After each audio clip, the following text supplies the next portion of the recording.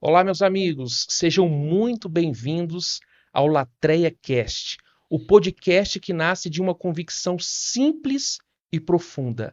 A vida é culto. Eu sou o pastor Murilo Augusto, este é o Latreia Cast, onde a vida é culto. E hoje, comigo aqui na apresentação, o pastor Charles Rangel, meu amigo. Seja muito bem-vindo, pastor.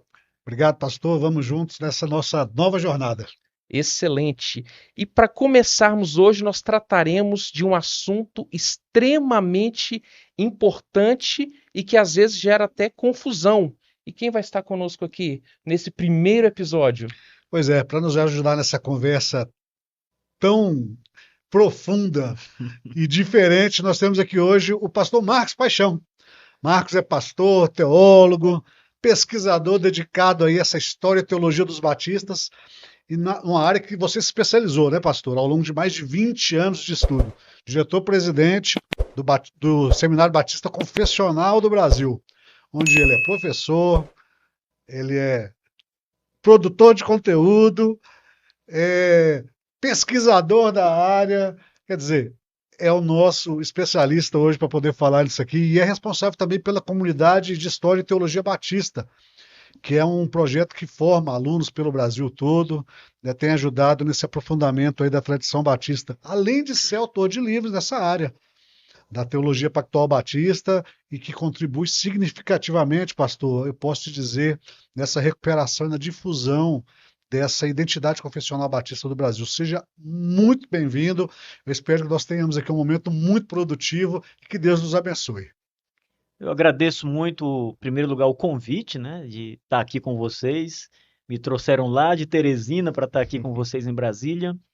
E, de fato, é um assunto polêmico, mas é um assunto que precisa ser esclarecido.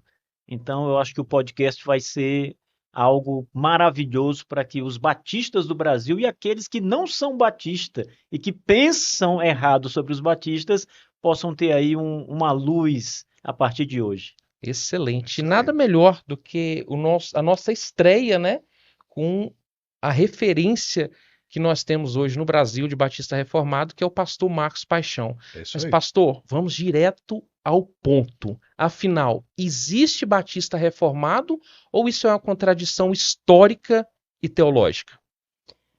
Olha, pastor Murilo, a pergunta ela deveria ser justamente oposta, né? Porque todo batista é reformado. Na sua origem, os batistas são fruto da reforma, os batistas vêm do século XVII, portanto, eles vêm de um contexto reformado, contexto puritano. Então a pergunta é: será que existe algum batista que não seja reformado?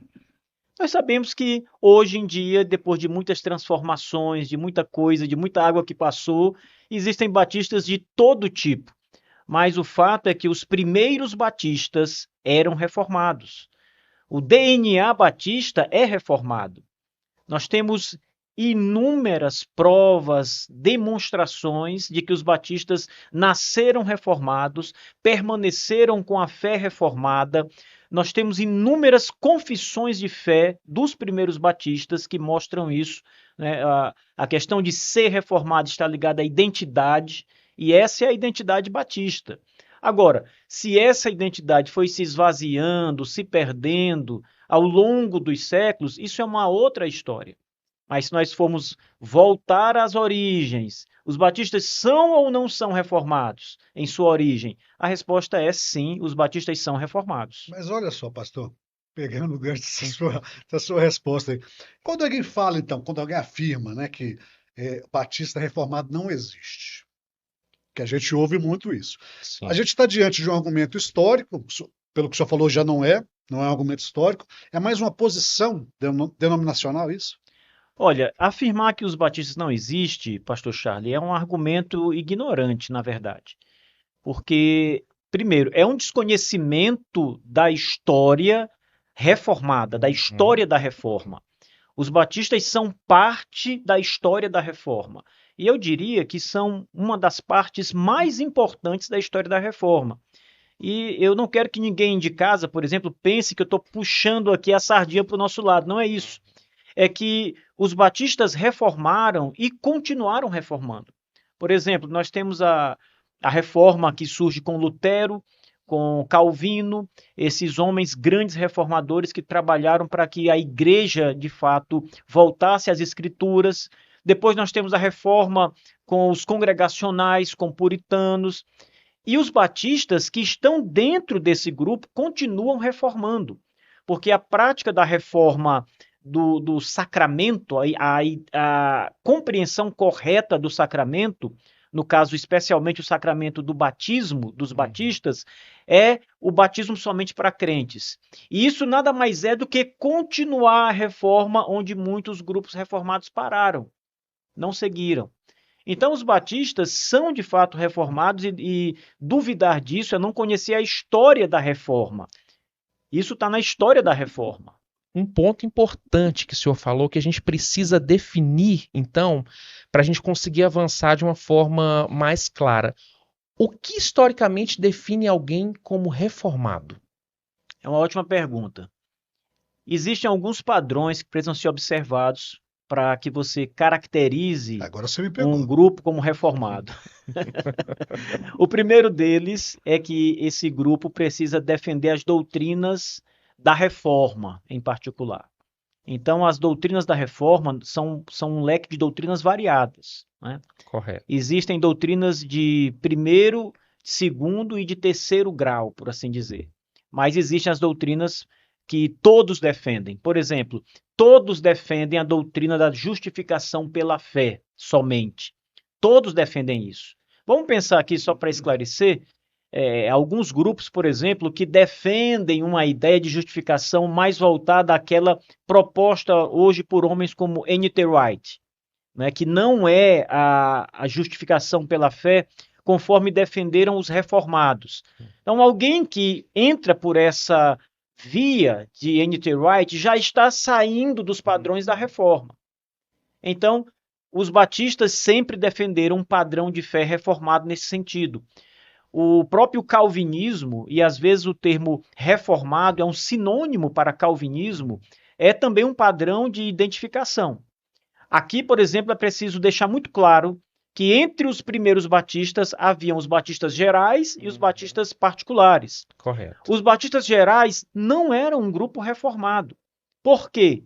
Eles negavam a doutrina calvinista, ou que nós podemos chamar, que foi chamado mais tarde, os 5 pontos do calvinismo. O Sínodo de Dort, ele definiu exatamente isso, né? Apresentou isso. E o Sínodo de Dort nada mais foi do que uma resposta ao erro arminiano. E a resposta foi o que nós chamamos de 5 pontos do calvinismo. Ser reformado é abraçar os 5 pontos do calvinismo. Então, todo reformado é calvinista. Se ele não é calvinista, já não é reformado. Ele pode vir da época da reforma, como os batistas gerais. Ele pode pertencer ao movimento puritano em sua origem, como os batistas gerais, mas não pertencem à reforma em si. Na verdade, eles lutaram contra a reforma, porque eram contra essa doutrina reformada. Certo. Então, essas doutrinas definem o que é ser um grupo reformado. Agora, se nós tirarmos o batismo infantil dessa equação, que é um grande ponto, é um dilema importante que nós precisamos resolver, sobra algum critério que excluiria os batistas do campo reformado? Olha, muita gente toma o batismo infantil como sendo uma doutrina reformada e colocam essa doutrina num nível tal que, se alguém não defender essa doutrina, não pertence à reforma. E esse não foi o ponto. Por quê? Porque os batistas, no século XVII, eles não defenderam nunca o batismo de bebês. Na verdade, eles se tornaram batistas porque se distanciaram, negaram o batismo infantil. Eles estavam ali numa igreja congregacional, numa igreja independente, numa igreja que saiu do presbiterianismo, e eles saíram de tudo isso e se tornaram batistas porque negaram o batismo infantil. Portanto, o batismo infantil não é um caracterizador. Ele é, sim, uma das doutrinas que foi defendida por igrejas reformadas.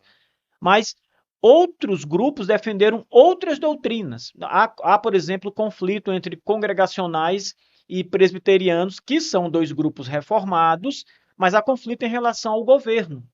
Então, vamos pensar o seguinte: os congregacionais defendem uma forma de governo diferente dos presbiterianos. Eles não são reformados porque defendem um governo diferente, ou vice-versa. Os presbiterianos não são reformados porque defendem um governo diferente dos congregacionais. Bom levantamento. Os dois são reformados. Os batistas defendem uma prática de batismo diferente, tem uma compreensão diferente. Essa compreensão vem de uma compreensão da teologia pactual diferente. E a teologia pactual, esta sim, define um grupo reformado. Pertence ao contexto reformado. Mas os batistas são pactuais. Porém, eles entendem o pacto de uma maneira diferente em relação às crianças, quando comparamos com grupos como presbiterianos e congregacionais. Então, eu não sei se respondi bem sua pergunta, mas o fato é que essa doutrina do pedobatismo, por exemplo, não é definidora da questão. De quem é reformado ou não. Isso, como muitos querem colocar. Infelizmente está em voga isso, né? No nosso meio, onde as pessoas estão arrogando para si que os reformados são apenas aqueles que são pedobatistas também. Ou que seguem a doutrina presbiteriana como um todo. Né? Exatamente, toda a doutrina presbiteriana. Quem tem, então, afinal, autoridade para definir o que é ser reformado ou não? Olha, nós para entender essa questão da reforma, nós precisamos voltar aos reformadores e a maneira como eles entenderam a questão. Qual é o ponto principal dos reformadores? Um dos grandes lemas, inclusive, da reforma: sola escritura. Então, o que define um reformado? Para os reformadores, era o sola escritura. O sola escritura é o padrão da fé. Aí aperta, hein? Onde é que nós vamos encontrar, por exemplo, o pedobatismo na Escritura Sagrada? Aí aperta. Você não encontra na Escritura Sagrada nenhum bebê sendo batizado. Não há um simples exemplo de bebê sendo batizado na Escritura Sagrada. Não há também nenhum mandamento expresso para batizar os bebês na Escritura Sagrada. O sola Escritura diz: batiza os que creem em Jesus Cristo. Batiza aqueles que se arrependem dos seus pecados. Isso nós encontramos na Escritura. Entende? Então perceba que o que define é o sola Escritura. Os batistas entenderam o sola Escritura, firmaram o sola Escritura. Um detalhe importante, pastor Charlie, pastor Murilo, é que em relação a essa questão do batismo, veja, o catolicismo romano, de onde saíram os reformadores, né, todos eles vêm de um contexto católico, querem reformar a igreja. Lutero tem esse entendimento, né, até que ele percebe que não dá mesmo, mas ele quer reformar a igreja. Todos eles vêm de um contexto de batismo de bebês, porque esse era o padrão da igreja católica romana. Quando Zwinglio foi contestado em relação ao batismo de crianças, ou seja, Zwinglio, alguns membros da sua igreja disseram: onde está o batismo de bebês na Bíblia? E eles pressionavam Zwinglio pela reforma, para reformar a questão do batismo. Zwinglio não encontrou resposta, mas ao mesmo tempo ele não fez a mudança que se esperava, ele não reformou essa parte. Entende? O que aconteceu? O que saiu daí? Ele precisava dar um outro sentido para o batismo de bebês. Porque na teologia católica romana, que era a teologia dos reformadores até então, e muitas confissões de fé reformadas trazem isso, o batismo é regenerador. Uma criança, ao ser batizada, era salva, se tornava um crente ali. Se você olhar as confissões de fé do século XVI, século da Reforma, vai estar lá isso de maneira muito clara. Mas o Zwinglio percebeu que isso não era bíblico, mas não queria tirar o batismo de bebês. Então, a teologia do pacto, segundo os padrões de Westminster, surge dessa perspectiva zwingliana. Zwinglio é o pai da teologia pactual pedobatista. Os nossos pais simplesmente disseram: olha, teologia do pacto é sola escritura, está na Bíblia. Mas não essa teologia que traz os bebês, que mantém o batismo de bebês. Então, Zwinglio tentou manter aquela tradição de batizar bebês e criou um argumento baseado no Antigo Testamento e não no Novo Testamento. O batismo é algo do Novo Testamento. Zwinglio cria um argumento baseado no Antigo Testamento. Nossos pais rejeitaram circuncisão, isso. Né? Quando ele fala da circuncisão, né? Eu estou escutando o pastor Marcos falar aqui, Você tá falando uma questão de Zwinglio que podia ter rejeitado o pedobatismo, mas não fez porque quis ali dar um jeitinho e tal. E hoje a gente vê, por exemplo, o termo reformado. E aí você, pastor, como é um historiador, mas também é um pastor que vive no século XXI, me diga uma coisa. O termo reformado, ele é realmente um termo histórico ou ele é mais um...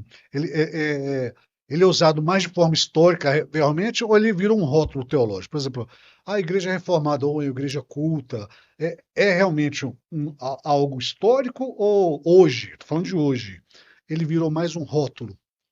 Olha, hoje em dia, pastor, o termo reformado, ele é um termo nobre. Ou seja, as pessoas querem usar o termo reformado, ainda que não sejam reformadas. Esse é um grande problema. Por exemplo, no nosso meio batista mesmo, muitas igrejas são calvinistas, mas não são reformadas. Há uma diferença entre ser somente calvinista, porque a reforma, a ideia de uma igreja reformada, ela vai além dos 5 pontos do calvinismo.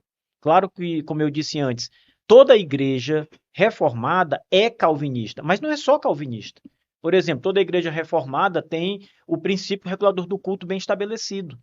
Regras confessionais que são ali oriundas das escrituras sagradas.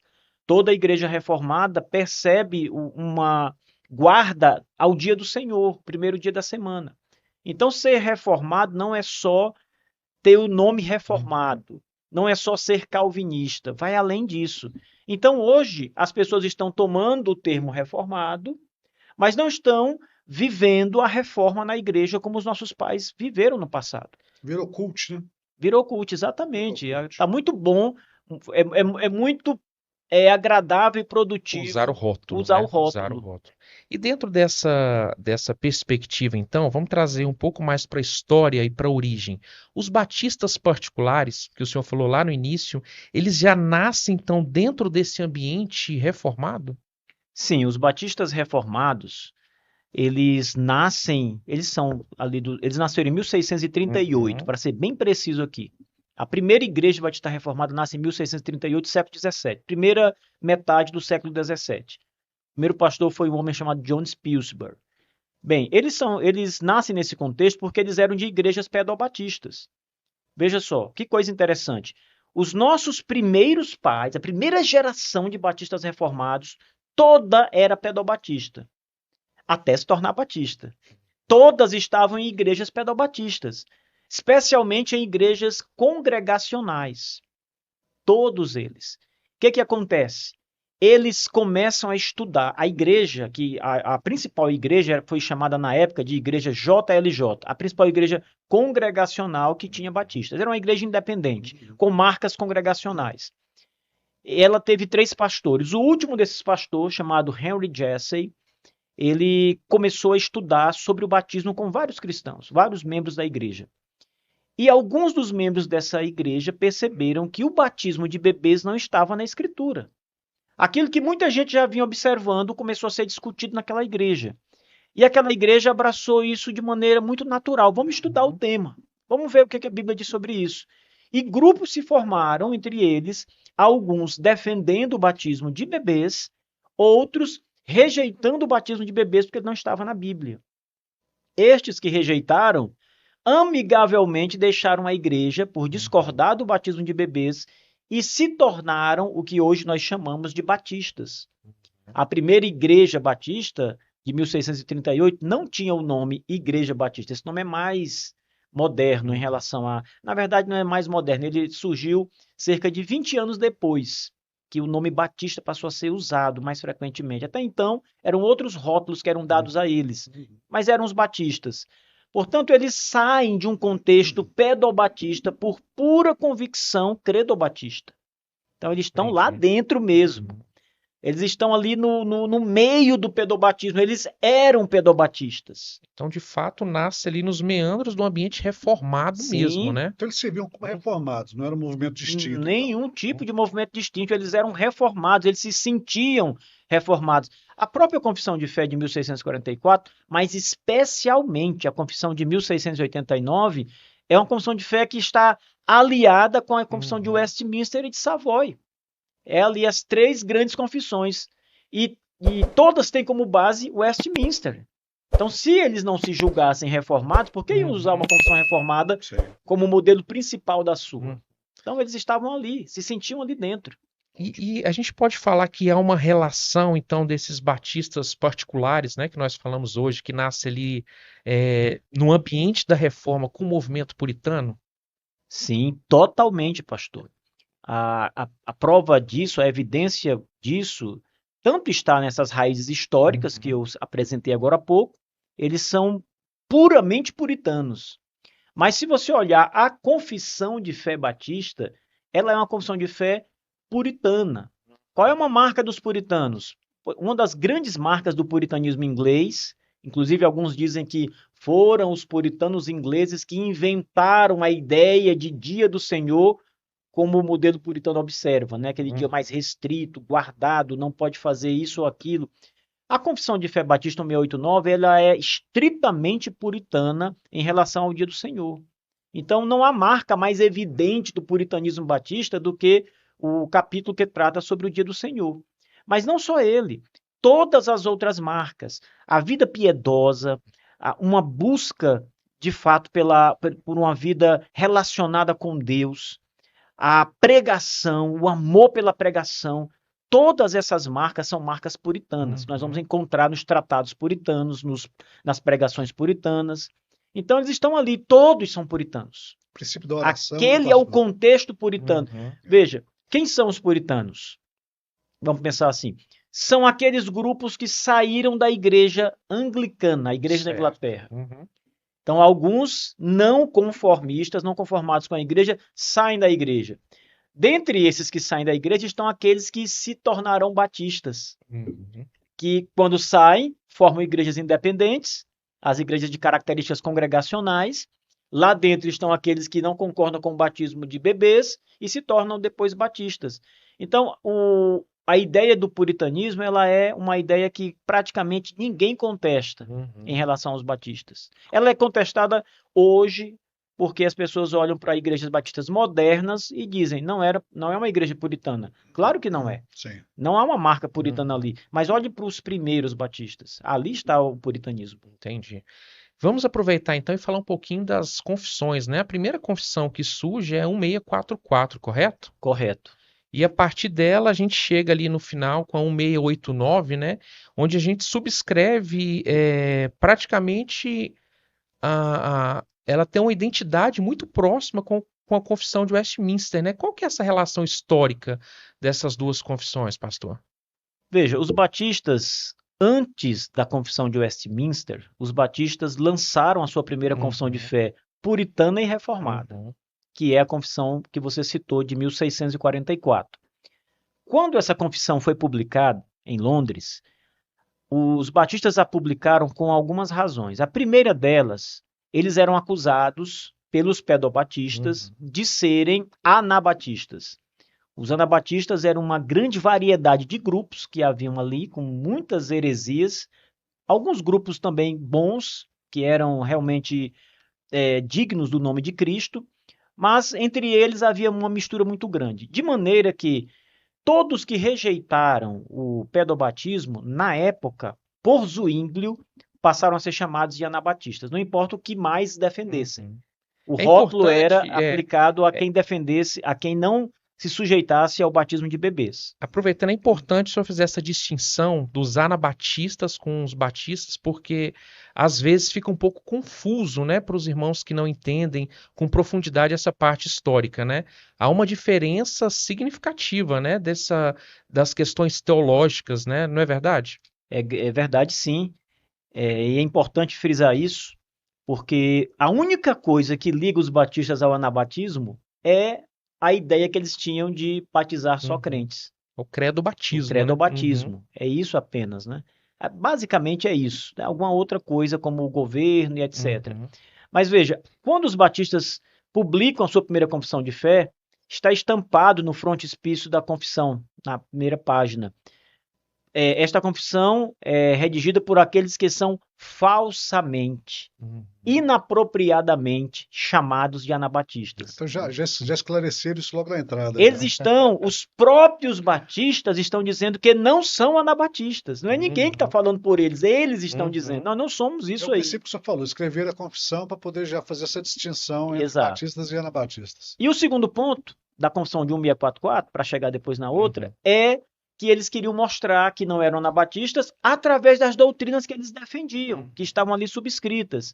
Você toma esse conjunto de doutrinas da confissão, são 52 artigos, e ali está o espírito reformado. As mesmas doutrinas da reforma. A salvação unicamente por Cristo, a justificação pela fé, a doutrina do pacto, todas as doutrinas que são tipicamente reformadas estão lá. Em 1677, uma igreja batista em Londres, chamada Petite France, uma pequena França, ela escreve uma confissão de fé para a igreja local, os seus pastores. Nehemiah Cox escreve uma confissão de fé. Essa confissão de fé, mais tarde, vai ser nomeada Confissão de Fé 1689. É o ano em que a confissão foi publicamente apresentada e adotada por várias igrejas devido à liberdade que começou a acontecer na Inglaterra. A questão é o seguinte: como essa confissão de fé foi produzida? Nehemiah Cox tomou a confissão de fé de Westminster, e especialmente a declaração de Savoy, que já havia tomado a confissão de fé de Westminster, e eles escreveram suas confissões de fé, basicamente tendo Westminster como padrão. Naquilo que eles não concordavam, eles alteravam. Por exemplo, na questão do batismo, a nossa confissão de fé é totalmente diferente de Westminster e de Savoy, porque as duas são pedobatistas. Na questão do casamento e da separação, do novo casamento, quando Westminster diz que é possível, que abre espaço, os batistas não dizem nada acerca disso. Veja, eles vêm seguindo tudinho, certinho. Mas quando eles vão falar essa parte, eles não falam. Então, eles pulam esse parágrafo. Porque havia divisão entre os batistas sobre esse assunto. Não havia um entendimento. Alguns eram a favor, esse ponto, né? Outros eram contra. Então, ficou aberta a questão. Então, quando eles discordavam, eles alteravam ou pulavam o ponto. Mas a questão é, Westminster é o modelo. Ela é o padrão que nós utilizamos. E isso mostra a unidade que havia entre os grupos reformados. Os batistas estão dizendo, olha, nós somos como vocês, está aqui a nossa fé. É quase idêntica à de Westminster. O senhor está falando uma coisa, também me vem uma coisa à mente. Por exemplo, um pastor batista, né? Nós somos pastores batistas. Nós subscrevemos a confissão de Westminster, mas nós não praticamos o pedobatismo. Pode alguém dizer que nós realmente não somos reformados em função disso? Não. Pode dizer que não são batistas. Mas não podem dizer que não são reformados em função disso. Por que podem dizer que não são batistas? Porque a pergunta seria a seguinte: se vocês são batistas e há a confissão 1689, o que impede vocês de adotar a confissão de 1689? E por que vocês estão adotando o Westminster, negando esse ponto que os batistas já consertaram lá? É interessante. Então, reformulando a pergunta, porque eu acho que vai ficar mais claro, a divergência entre os batistas e presbiterianos, ela não está apenas na forma de batismo, também na forma de batismo, né? Mas a gente tem uma diferença também na forma de entender a aliança, correto? Correto. E daí vem a mudança do batismo. Porque o que... A raiz, né? É a raiz. A questão é a seguinte: a nossa confissão de fé, embora tenha tomado como modelo Westminster, naquilo que nós discordávamos, como eu frisei, há um texto próprio batista. Então, onde estão essas diferenças? Elas estão especialmente na questão da doutrina da aliança, né, e no seu desdobramento, que é a doutrina do batismo. A doutrina do batismo batista, ela é uma doutrina totalmente diferente da doutrina presbiteriana e de Westminster. Mas a origem disso, o que levou os batistas a esse entendimento, é uma compreensão da doutrina da aliança diferente. Deixa eu explicar melhor para vocês. Por que um presbiteriano ou um congregacional batizam bebês?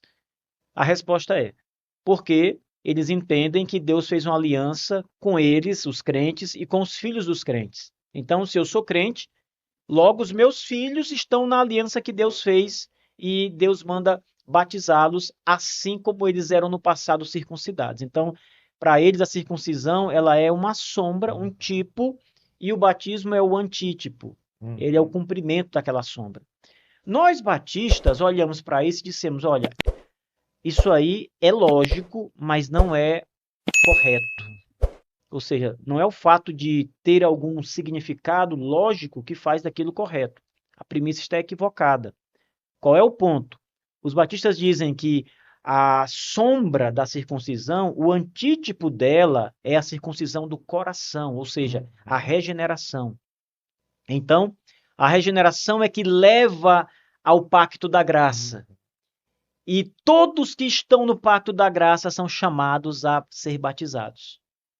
Uma criança pode estar no pacto da graça. Mas como eu sei que alguém está no pacto da graça? A fé que essa pessoa apresenta. Não, o fato de estar no pacto da graça, ele é comprovado por uma manifestação exterior. Qual é essa manifestação? A fé e o arrependimento. Como eu vou saber que uma criança está no pacto da graça? Ela teria que ter fé e arrependimento visíveis. Como eu não sei e é impossível que ela demonstre isso, ela pode estar no pacto da graça, mas ela só vai demonstrar fé e arrependimento na sua maturidade, como ela pode também não estar no pacto da graça. Ser filho de crente não é garantia bíblica de que alguém está no pacto da graça. É a confissão pública, né? É o credo batismo, exatamente. Né? A eleição é a garantia. E a eleição se manifesta através da fé e do arrependimento. Essa circuncisão no coração está falando justamente sobre isso, né? Exato. Dessa confissão de Cristo, e a gente faz isso através do batismo, né? Do batismo daquelas pessoas que, de fato, foram regeneradas e agora elas entram, sim, na aliança, né? No pacto, elas de fato. Estão né? na aliança. Agora elas estão na aliança, na verdade. A fé é a confirmação de que elas estão na aliança. Exatamente. Veja bem, veja um detalhe importante que muitos pedobatistas não conseguem responder. E nunca vão conseguir responder a isso. Tem muitas, né? Na verdade. Como eu disse, não há texto bíblico. Mas vamos lá. Se os filhos dos crentes estão na aliança, como nós explicamos os filhos de crentes que não são crentes? Aí alguém pode dizer, mas isso é a suposição. Quem sabe, antes de morrer, Deus não faz uma obra ali. Ok, mas vamos pensar em fatos bíblicos. Porque havia Jacó e Esaú. E a Bíblia claramente diz, e eram irmãos gêmeos, nascidos da mesma barrigada. E a Bíblia claramente diz, Deus diz, amei a Jacó e odiei Esaú. A palavra aborrecia ali, ela é, na verdade, uma... Tá eufemizada, né? Exatamente. Ela é uma... odiei Esaú. Ou seja, os dois irmãos, um era eleito, o outro não. Isso prova que nem todos os filhos de crentes estão no pacto. Então, para sair dessa enroscada, o pedobatismo criou a ideia de estar no pacto de maneira diferente, de maneira externa e interna. Isso também não é bíblico. Então, ou seja, para resolver um problema, cria um outro problema mais grave. É como, por exemplo, eu gosto de fazer, quando eu falo sobre esse tema específico, eu gosto de fazer uma espécie de comparação. O arminiano, ele diz o seguinte, você está salvo, mas você pode perder a salvação e ser não salvo. Depois você pode ser salvo de novo, mas também pode perder a salvação de novo e se tornar não salvo. Essa ideia pedobatista de que alguém está na aliança de forma interna e externa é mais ou menos isso. É alguém dizer, olha, você está na aliança, mas se você não querer, você sai da aliança. Entende? É algo, não é a mesma coisa, mas é algo parecido com esse pensamento. Faz sentido. A gente não pode dizer, de fato, então, na verdade, que não é simples, né? Esse pedobatismo ele envolve um entendimento mais abrangente da teologia da aliança, né? Porque você vai desenrolando e a gente não consegue chegar em um respaldo bíblico, né? Para essa ação dos nossos irmãos que são pedobatistas, porque eles não conseguem trazer elementos bíblicos para poderem concretizar o que eles creem. Então, sim, o pedobatismo, na verdade, ele desenrola outros temas dentro da teologia da aliança que dificulta bastante o nosso entendimento com relação a esse ponto, né? Olha, eu sempre digo que o pedobatismo ele se complica. Uhum. Quanto mais explica, mais se complica. Veja, o Dr. Jeffrey Johnson escreveu um livro, alguns anos atrás, publicado aqui no Brasil, e lá nesse livro, o título do livro é até um título bem interessante, A Falha Fatal do Pedobatismo, né? Então, neste livro, ele vai mostrar que há inúmeras correntes diferentes de pedobatistas. Uhum. Ou seja, existe inúmeros pedobatistas tentando explicar o pedobatismo por vias diferentes. Por que isso? Se é algo tão bíblico, tão fácil de ver na Escritura, por que tem tanta diferença? Não é tão fácil de ver, porque não está na Escritura. O que está na Escritura é o credobatismo. Sim. E tem eu não sei, historicamente, o senhor pode nos ajudar, essa confessionalidade que os presbiterianos têm que fazer ali com 12, 13 anos, né? Aqueles que foram batizados enquanto criança, não seria mais ou menos esse contraponto que a gente está falando, que ela precisa ter a consciência em Cristo para o entendimento realmente de que Cristo é o seu Senhor, porque hoje eles batizam quanto criança, mas elas precisam fazer uma profissão pública de fé ali com 12, 13 anos. A gente não chegaria no mesmo lugar, o pastor Marcos? Isso, mais uma vez, é uma complicação, né? Uhum. Porque, na verdade, isso é o que nós já fazemos.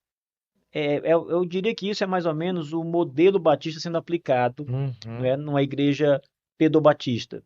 Porque se uma criança que está na aliança, é filho de um crente, está na aliança, por que ela precisa mais tarde declarar sua fé? E se ela não declarar sua fé? Sim. E se a declaração de fé dessa criança não for uma declaração de fé verdadeira? Ela continua na aliança? Entende? Ou seja, o que muitos pedobatistas fazem ali é aquilo que nós pregamos, que é necessário confessar o nome do Senhor Jesus Cristo, crer em Jesus e se arrepender dos seus pecados. Isso eles fazem para que a criança, então, possa participar da ceia do Senhor.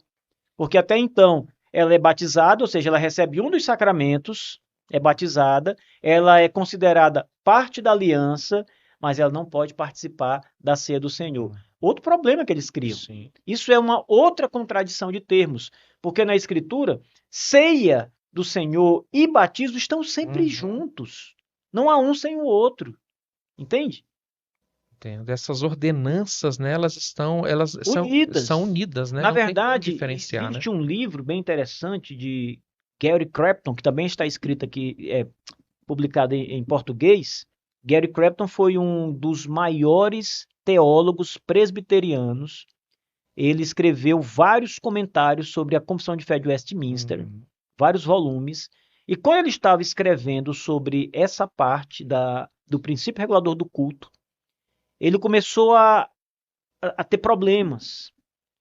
Porque ele diz o seguinte, olha, no princípio regulador do culto, é necessário, diz a nossa Confissão de Westminster, ele mesmo diz isso no livro, é necessário que tudo que esteja no culto seja prescrito na Escritura. Não é? É a Bíblia quem prescreve o culto. Aí ele perguntou, onde está prescrito o batismo infantil? Aquilo que nós já vimos falando há séculos, desde a Reforma, desde o período puritano. Não está. Veja, Gary Crepton mostra que batismo e ceia estão juntos. Ele mostra isso na Escritura. Certo. Então, o que aconteceu com Gary Crepton? Que era um expoente pedobatista. Ele se tornou um batista reformado. E ele escreveu depois um livro que é do pedobatismo ao credobatismo, mostrando ali os problemas na Confissão de Fé de Westminster. Ele fala isso com muito respeito, amor, ele foi muitos anos presbiteriano, assim como nós falamos também. Nós não ofendemos os presbiterianos, os congregacionais ou qualquer outro grupo pedobatista. Nós consideramos todos irmãos em Cristo, amados nossos. Eu tenho uma dívida tão grande com meus irmãos pedobatistas em termos de teologia, que vocês nem fazem ideia. No livro de memórias eu falo isso. Legal. Então, eu acho que basicamente é isso, pastor Murilo. É interessante, né? Porque, na verdade, esse ponto ele é importante nós entendermos, né? Porque tem surgido aí no meio reformado muitos irmãos falando que, na verdade, quem não subscreve o pedobatismo, de fato, não é Não é reformado. reformado. Historicamente, não é isso, né? Falácia. Isso é uma falácia. Exatamente. Historicamente, isso não é uma verdade, né? Agora, entrando mais na nossa... Deixa eu só Sim, dar claro, mais uma claro. Agora, ajuda nesse ponto. Veja, quem costuma dizer isso são aqueles que não têm a menor expressão teológica e conhecimento histórico. Porque se você tomar, por exemplo, homens como Joel Bick, né, Joel Bick é um pedobatista clássico. Ele tem ali os padrões de fé de Westminster em altíssima estima. É um teólogo aprofundado. Ele escreveu agora a sua teologia sistemática ao lado de um batista reformado.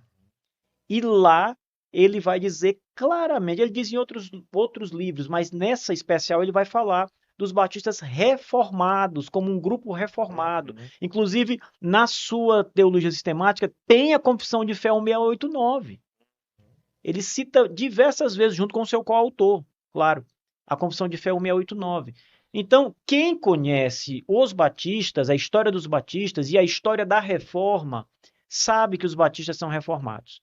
Aqueles que desconhecem vão continuar afirmando isso, porque vão continuar na ignorância. Um ponto importante, pastor Murilo, é que aqui no Brasil especialmente, até pouco tempo atrás, nós não tínhamos obras que falassem da teologia batista reformada.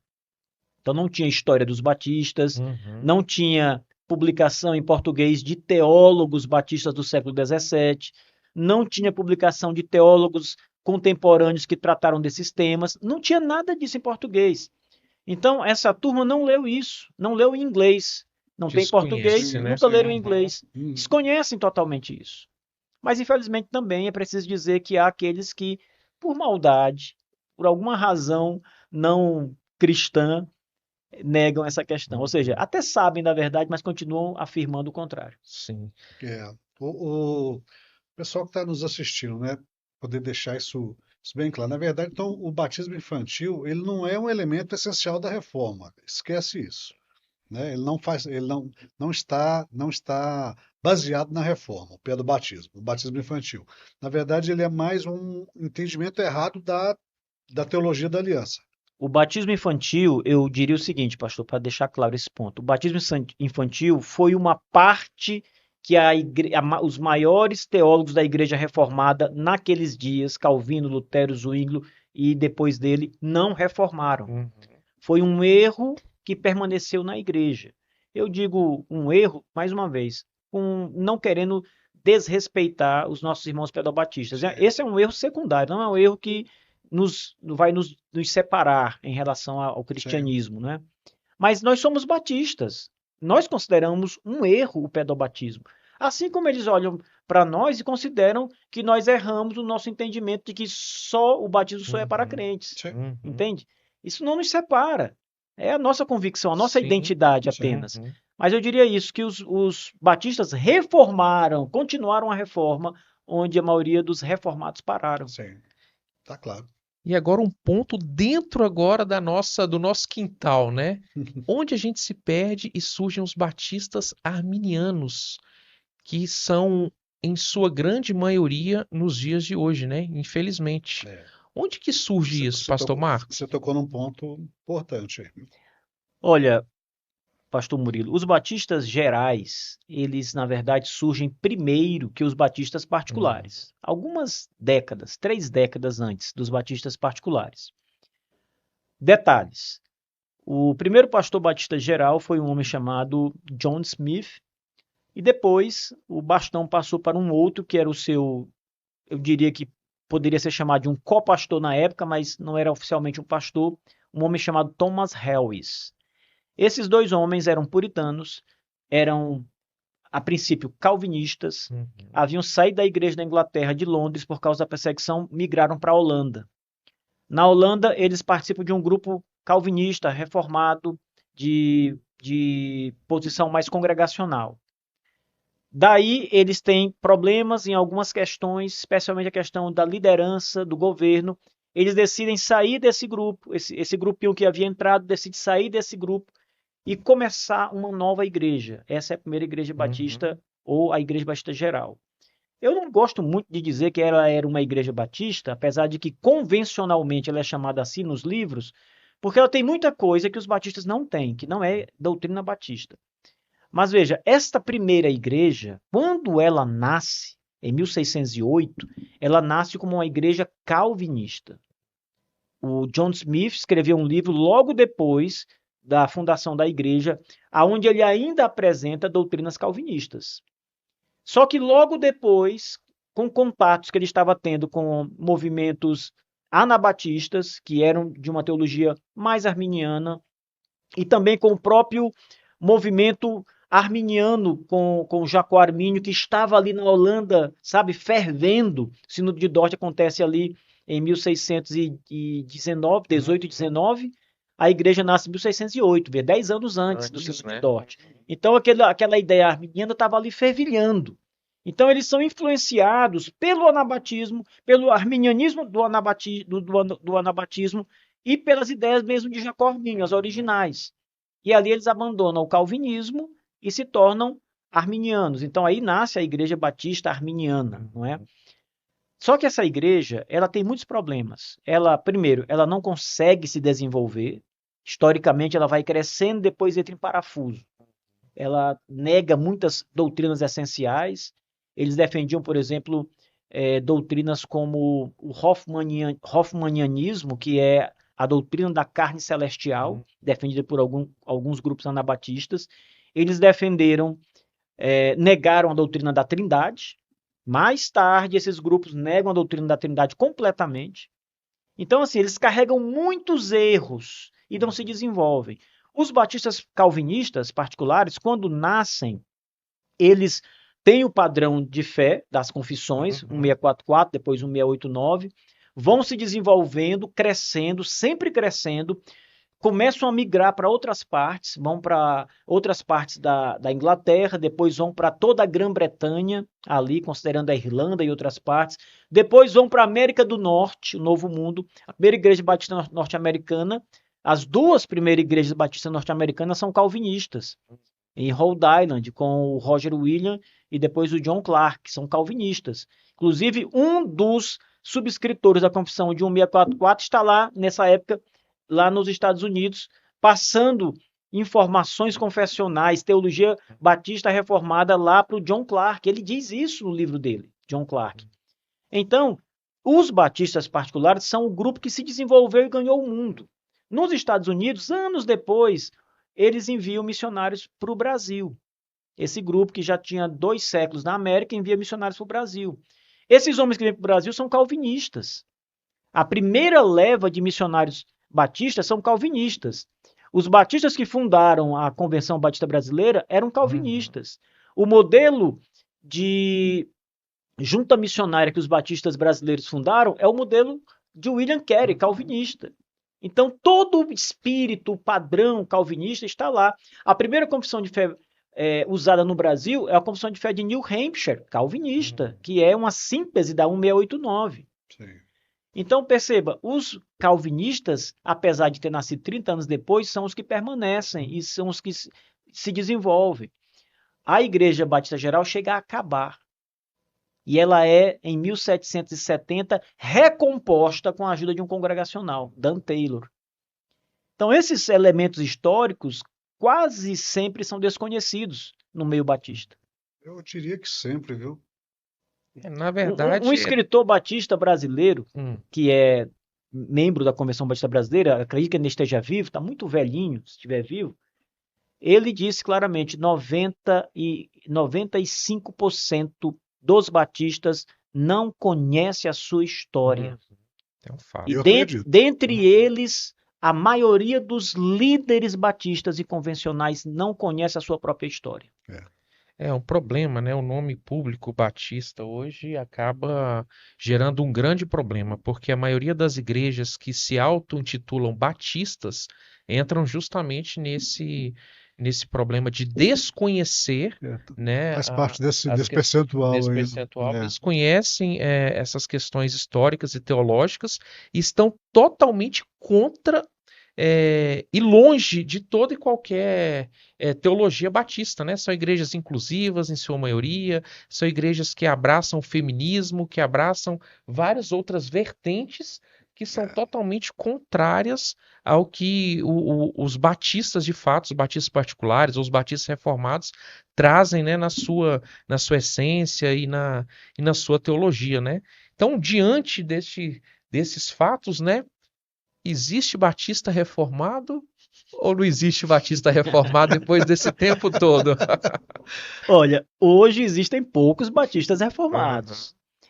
Bom, na verdade, o movimento batista reformado, ele se fragmentou ali por volta do ano do finalzinho do século XIX, começou a se fragmentar no mundo, né? Perdeu a sua força, e quando ele perdeu a força, o movimento arminiano estava crescendo entre os batistas e ganhando força. Então ele acabou sufocando isso.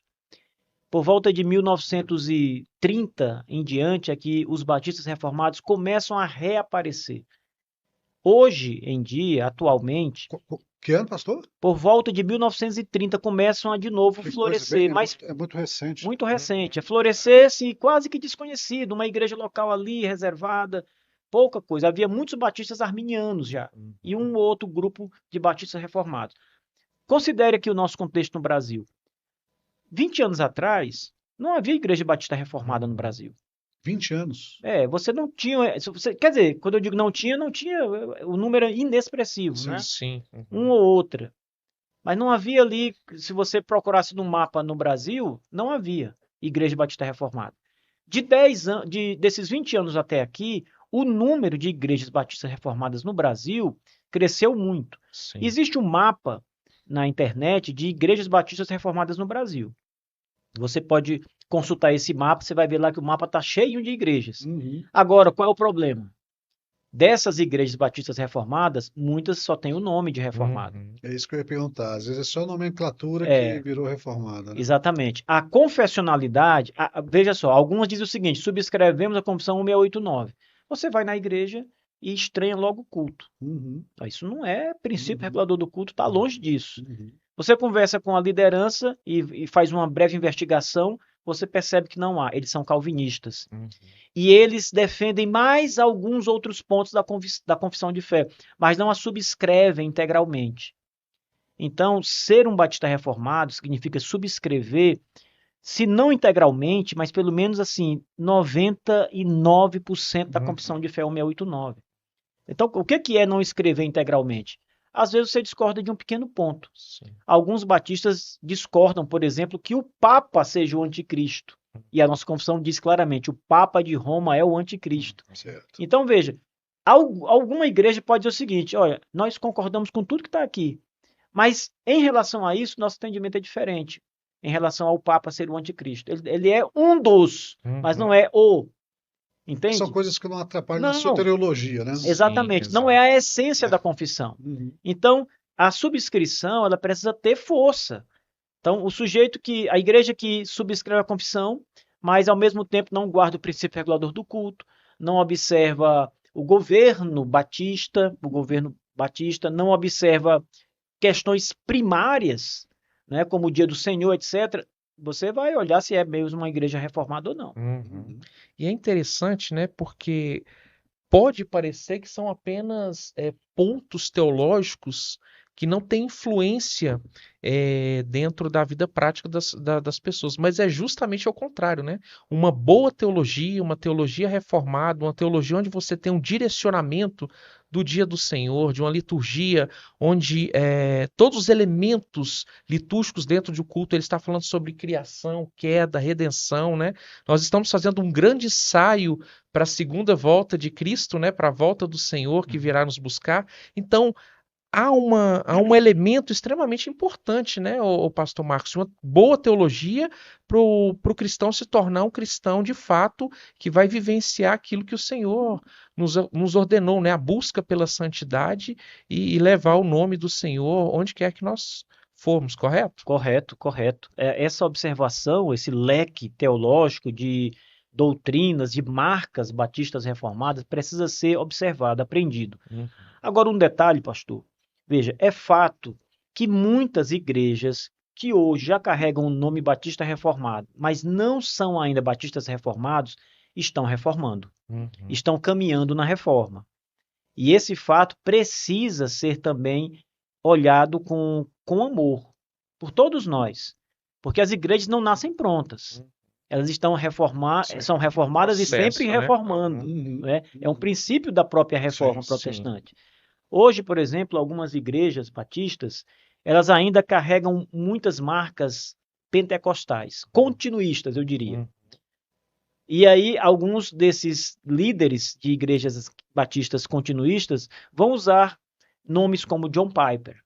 Eu amo John Piper. Eu gosto muito de ler John Piper, mas eu não concordo com John Piper no seu continuismo dos dons, entende? Eu amo John Piper. E eu creio que Deus faz milagres e opera milagres.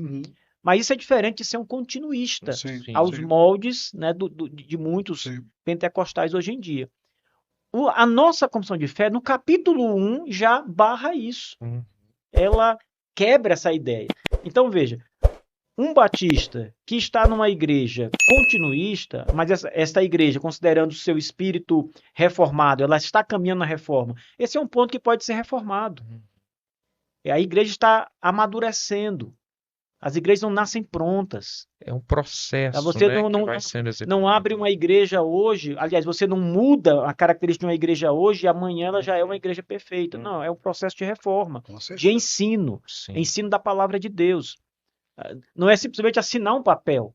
Nós somos reformados, estou assinando aqui. Não é isso, você tem que aprender. Não é só fazer parte da convenção, né? Claro. E daria para a gente entrar em outros pontos aqui agora, né? Continuismo, muitos, né? Dispensacionalismo, enfim. Aí você entrou num terreno perigoso. Infelizmente, a gente não vai conseguir não tem mais tempo hoje, pra isso, né? Hoje, Mas vamos buscar uma oportunidade para falar um pouco sobre isso também. Deixa eu só falar rapidamente sobre isso aqui, sobre a questão do dispensacionalismo que você levantou.